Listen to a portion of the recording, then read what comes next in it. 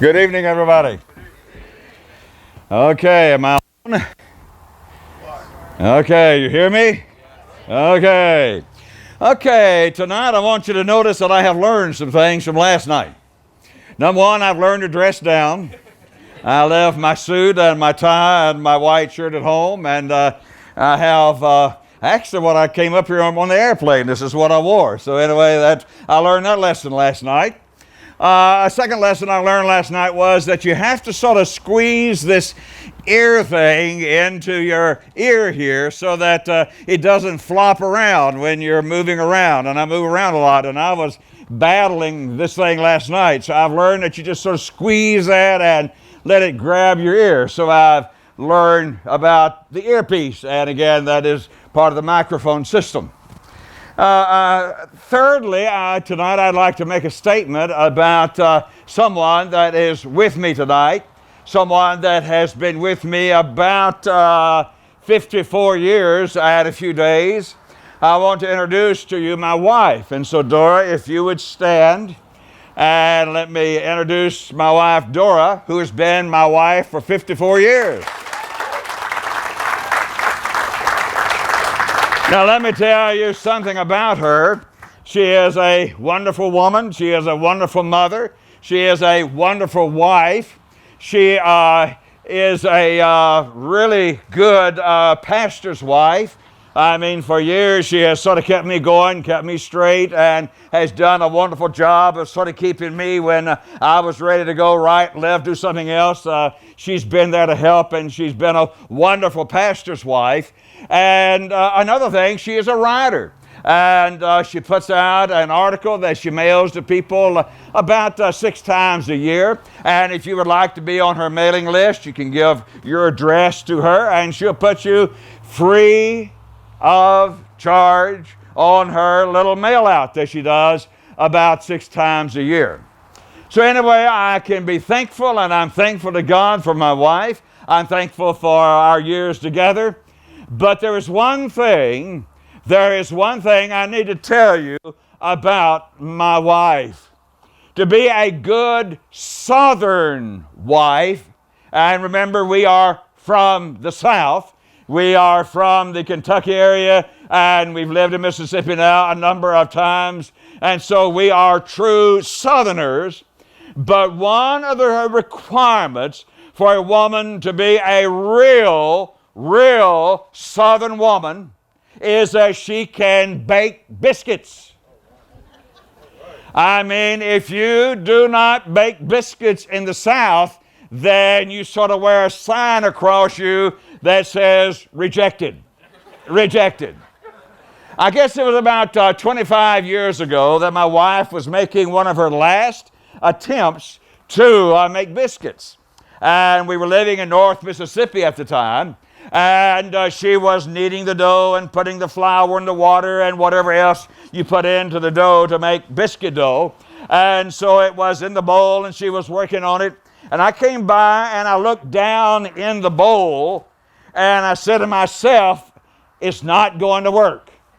It's not going to work. The dough was just not coming together. It was like a whole bunch of little pieces of dough that were just sort of sticking together there in the bowl. So she went in, got the sheet out, and she put the dough in little piles there on the sheet. And I called my 2 sons in, who were probably about 10 and 8 at that time. I said, come on, boys, let's sit down in front of the oven and watch through this little window in the oven and see what happens. And so we sat down there in the chairs in front of the oven, and we were looking through that little window, and all of a sudden, in the heat of the oven, you could begin to see the biscuits moving. They were beginning to grow a little bit, and they were beginning to change a little bit. The heat was working on them and working on them. And then finally, all of a sudden, they went boom. They just fell apart. I mean, they just literally came apart in the oven. And I want to tell you, so far as I can remember, that was the last time that my wife has attempted to make biscuits. Failure as a Southern woman. But now the rest of that story is that the following Sunday, and I don't remember if that happened on a Thursday or Friday, But on the following Sunday, I was preaching, and I used that story about the biscuits in my sermon. And so, just like I'm doing tonight, I stood before a congregation, and I told them about the dough that just wasn't sticking together. And I told them about the dough that was going on the sheet. And I told them about the dough that was in the oven, and it began to rise, and it began to move. And then all of a sudden, it just went boom. It just came apart right there in the oven. And the interesting thing was, for the next 10 days, we were inundated with biscuits. People from the congregation were bringing biscuits and biscuits and biscuits, and we had biscuits running out our ears. But anyway, that was my true story about my wife and her one problem. And her one problem is that she's never learned to bake biscuits. Please don't bring biscuits to Bobby Van Ewen's house tomorrow. I would like to begin really my important part of the message. That's just something to sort of get us going. But I would like to tell you three, just as what I've told you is an absolutely true story, both about the biscuits and about all those people who brought us biscuits later. That was a true story. But let me tonight give you and tell you three true stories. These actually happened. I have researched them, and they are true. The first one is about a woman that lived in China. Her name was Nayan Cheng, C-H-E-N-G. Nayan was in China, and I think the date was around 1966. And there was a major revolution that was going on in China, and it was called the Cultural Revolution, which meant that anything that was connected with the West, anything that was connected with the United States or with Europe, or anything that was connected outside of China was considered to be wrong, and literally it was expelled or killed or whatever in China during several months and maybe a year or so period of time. Nayan Cheng knew that she was in trouble. She knew that she was in trouble because she worked for Shell Oil Company. Goodbye. She worked for Shell Oil Company, and of course, working for Shell Oil Company, that was one of the companies that they would be taking out of China and expelling out of China, but that was her background. That's who she was. And so she prepared, and she knew there would come a day when the authorities would knock on the door, and they would either kill her or put her in prison or whatever. And sure enough, that day came, and they knocked on the door, and they took her away, and she was put in prison. While she was in prison, Nayan sat in her cell. There's not a whole lot to do when you're in prison but to sit in the cell and try to see various things that might give you a little bit of interest and a little bit of mental stimulation. And while she was seated there in her cell, she looked at the window, into the window, and there was a spider that was in the window, and he was working. And the spider was working, and he was spinning his web, and he was making that just very beautiful geometrical web that a spider can weave. And he was working and working, and the web was growing and growing. And Nayan watched that, and she watched that, and she began to ask the question, well, how did that spider learn to do that? What is it that allowed that spider, with all those beautiful shapes and everything that was symmetrically done, how did the spider learn to do that? And then a question came to her mind that seldom had ever come before, if ever. And the question was, is there a God? Is there a God that made that spider? Is there a God that made that spider with that capacity to weave that beautiful, beautiful web? Is there a God? The second story I want to share with you, true story, is about a man by the name of Jeremy Levin. Jeremy Levin was a reporter for CNN, the cable network that you're familiar with. He was assigned to Lebanon. It was in the 1980s, and in the 1980s, Lebanon was a very dangerous place for a person to be, especially a person from the United States. Well, to make a long story short, Jeremy Levin was actually kidnapped.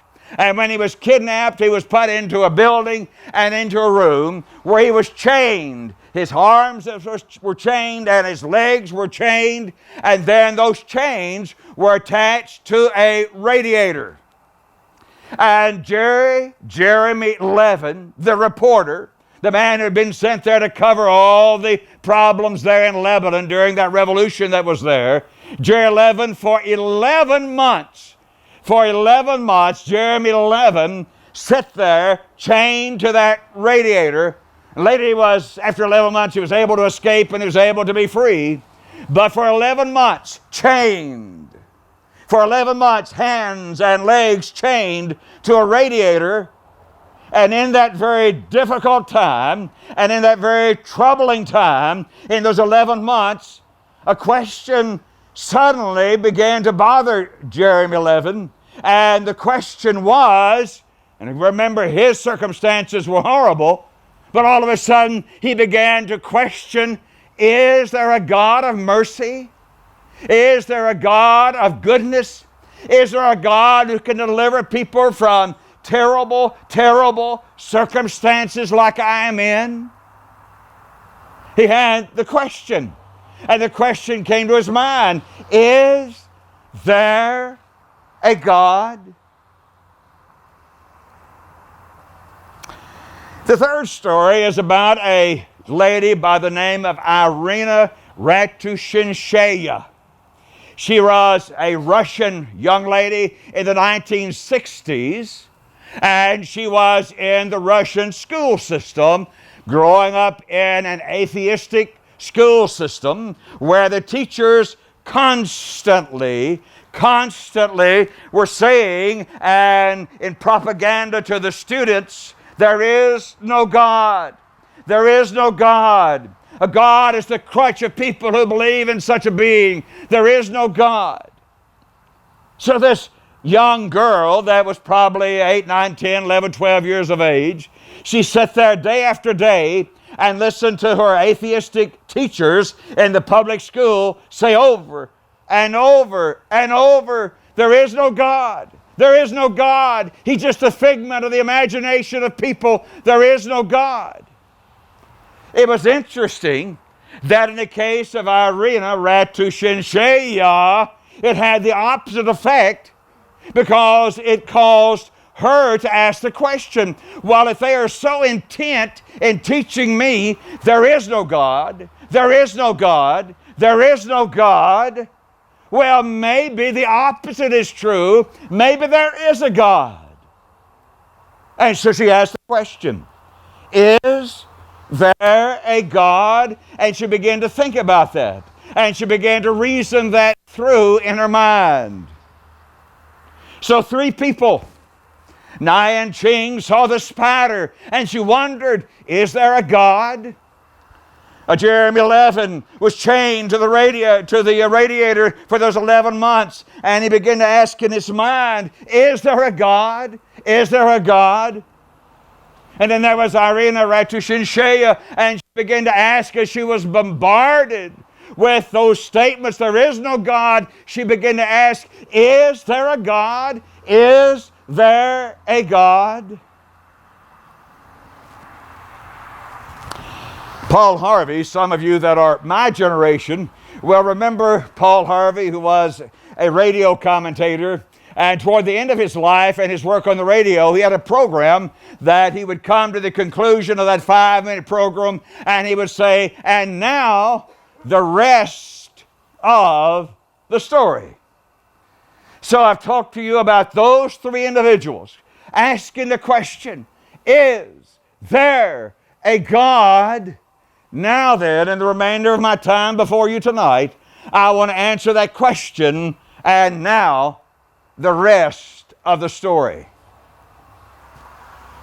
When I left North New Jersey 11 years ago, there were two men down in South Mississippi that called me and sort of put a item on the agenda that helped me make that decision to leave and to go back to Mississippi.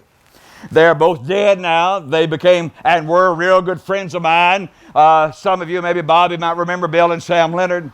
But they proposed to me, and they said, Joe, if you will come back to South Mississippi, if you will pastor our church and another smaller church out in the country, if you will come back, we will, and we know that you enjoy fooling with cattle, we will buy a herd of cattle, and we will have that herd of cattle together. And so we moved back to South Mississippi in January, and in August of the following months, about 5 months later, we bought a herd of Charolais cattle. And so for about 6 years, it was one of the, it's not a good word, I know, but I'll use it, one of the funnest times in my life. We had a herd of Charolais cattle, and I learned to deliver calves, and I learned to give shots, and I learned to diagnose problems, and I learned to do all those things that you do when you have cattle. And over that period of time, and I had cattle before, I really learned the nature and how cows are, and I learned a lot about cattle, and I still know a lot about cattle. That's something I really enjoyed in those 5 or 6 years that Bill and Sam Leonard and myself had that herd of Charolais cattle. So I know quite a bit about cattle. But I have to honestly stand before you this evening and tell you that I know very, very, very little about sheep. I don't know whether I've even ever touched a sheep or not. It's just been an animal that's not part of my life. It wasn't part of my life in Kentucky. It's not part of people's lives in Mississippi. So I know very, very little about sheep. And all that I have really learned about sheep is found in the Bible. And probably you can remember what chapter in the Bible it is where I have learned about sheep. Can anybody tell me what chapter that is? Psalm 23. You got it. Give him the award for the day. Psalm 23. Now I know, and you know, that when David is talking about the sheep, he's really not talking about animals that have 4 legs and woolly little animals. He's really talking about people. The Lord is my shepherd, I shall not want. And then he begins to describe sheep. Again, it's not so much talking about the animal, but talking about the people of God. And he begins to talk about the sheep, and the description is not very complimentary. The sheep really have trouble meeting their daily needs. They have to have someone to make sure they have pasture. They have to have someone to make sure that they have water. They're not very strong. They don't run very fast. And so they have to have somebody that's going to have a staff and a rod, and somebody's going to have to stay there and help them and help defend them. Sheep are going to have someone that sets the table before them. Sheep are very, and of course this is the way God's people are, sheep are very dependent upon God, we are, but the animal sheep, they're very dependent upon the shepherd. Not a lot of positive things, not a lot of things that we can say that sheep run fast, no. That sheep can defend themselves, no. That sheep have a real sense of danger, no.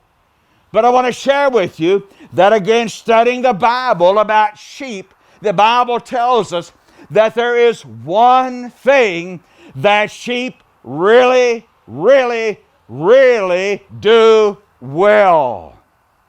They have really good hearing. So let me take my Bible, and I do have my glasses tonight. Let me take my Bible and read to you a few verses about the sheep and the hearing of the sheep. In John chapter 10, this is the Word of God. Listen, God is speaking. I tell you the truth, the man who does not enter the sheep pen by the gate, but climbs in by some other way, is a thief and a robber. The man who enters by the gate is the shepherd of the sheep. The watchman opens the gate for him, and the sheep listen to his voice. He calls his own sheep by name and leads them out. When he has brought all his own, he goes ahead of them, and his sheep follow him because they know his what? Voice. But they will never follow a stranger. In fact, they will run away from the stranger because they do not recognize the voice of the stranger. Then 2 or 3 more verses, and just skipping around. All who have ever come before me were thieves and robbers, but the sheep did not listen. Did not listen to them. Down in verse 16, I have other sheep that are not the sheep of this pen. I must bring them also. They too will listen to my voice, and there shall be one flock and one shepherd. Verse 27, my sheep listen to, Jesus speaks, my sheep listen to my voice. I know them, and they follow me. So the sheep may not be very fast. They may not be very strong. And the sheep may not have that real sense of self-preservation, of being able to find the water and the pasture. They may have to have someone to help them with the rod and the staff. They may have to have someone that is going to set the table for them. But the sheep seem to have, according to the Bible, one really, really positive and one really, really good trait. They really hear well. They listen, and they know the voice of the shepherd. A stranger speaks to them. They do not recognize that voice, and they do not follow the voice of the stranger, but they know the voice of the shepherd, and they hear the voice of the shepherd, and they follow him.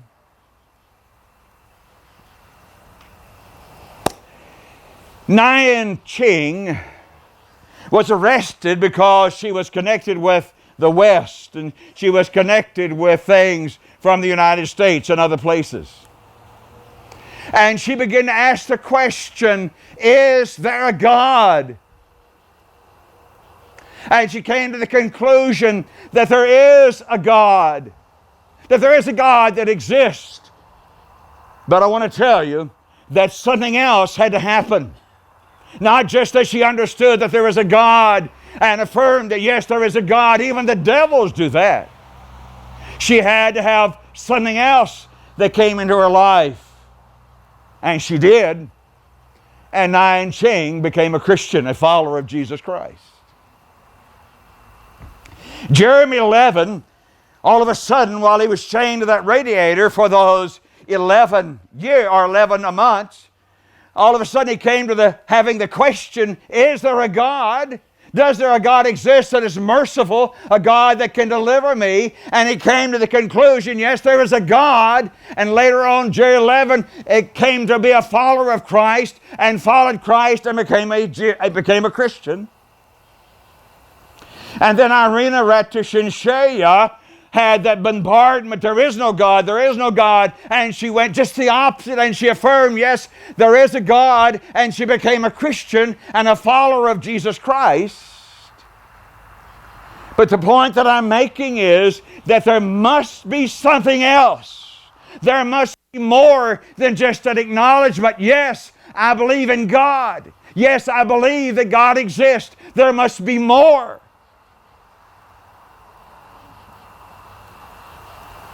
And what is that more?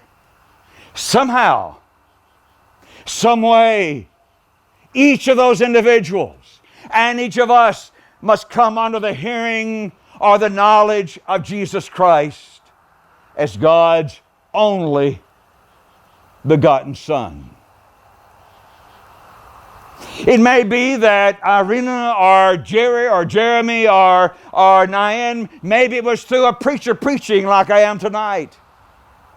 Maybe it was that they found a Bible in a motel room or in a hospital room, and they opened the Bible and they began to read the Bible. Maybe it was because somebody told them the message of God's Son, that God gave His only begotten Son, that whosoever believes in Him shall not perish, but have everlasting life.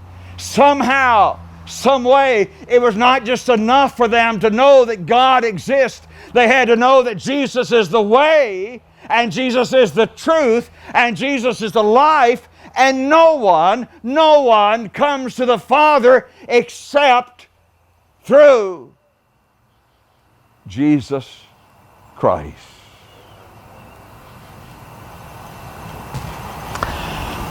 I have been a Christian most of my life. My father was a Presbyterian minister in Kentucky. I was raised in that time when we went to church about 8 times a week, sometimes more than that. I was raised in a Presbyterian church in Paducah, Kentucky, and they taught me the Bible. They taught me the facts of the Bible. We memorized scripture verses, and I'll talk more about that tomorrow. But I was raised in a church that I knew all those things, and I had all that memory work that was done into my heart. But there had to become a time, or there had to come a time in which I knew that it was more than just knowing about God. It was knowing about Jesus Christ.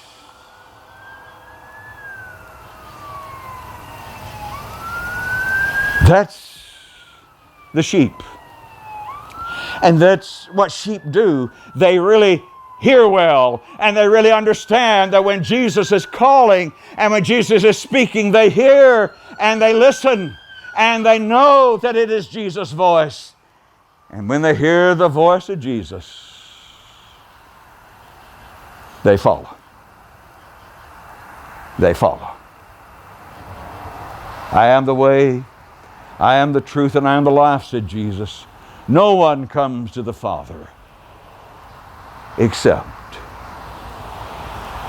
through me.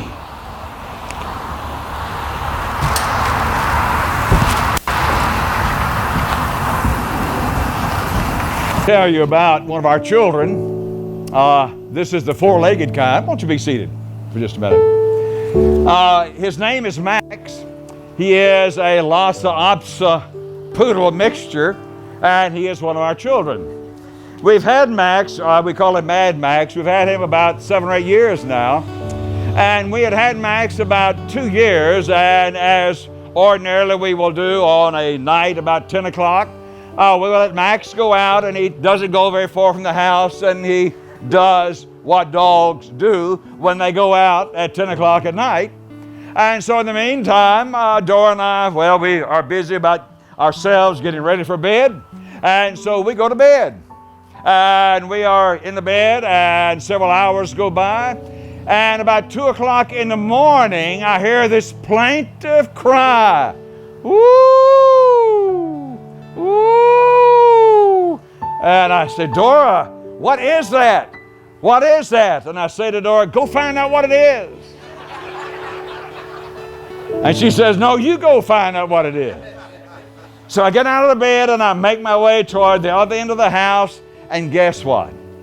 We had let Max stay out. Max had not come in after he had done whatever dogs do at 10 o'clock at night.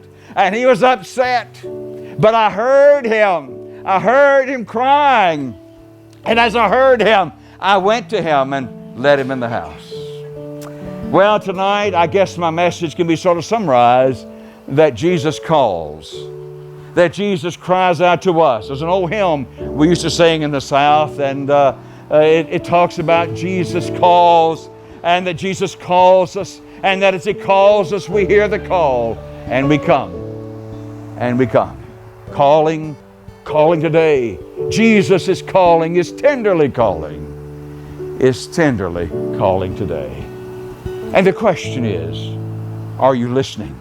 Some of the sheep, they don't hear, they don't recognize that it's Jesus calling. But those who belong to Jesus, those for whom Jesus died, they hear. And they know that it is the voice of Jesus calling. And as Jesus calls, they come and they follow because they recognize the shepherd. they recognize that it's Jesus calling today. The band is going to play one more song, and you're going to stand, and we're going to invite any of you that feel the calling of Jesus. Maybe your life has not been what it should be. Maybe you've fallen out of fellowship with God. Maybe somehow you've grown weary and you're not really showing and expressing your love for Jesus, and that is cooled and it's not what it should be. Then maybe tonight you'd like to express that by coming forward and letting the elders pray with you. But maybe some of you tonight are hearing the voice of Jesus calling. And if you're one of His, you will hear His voice, and you will come and follow the shepherd. If that is you, you come as we stand and as we sing. May we stand.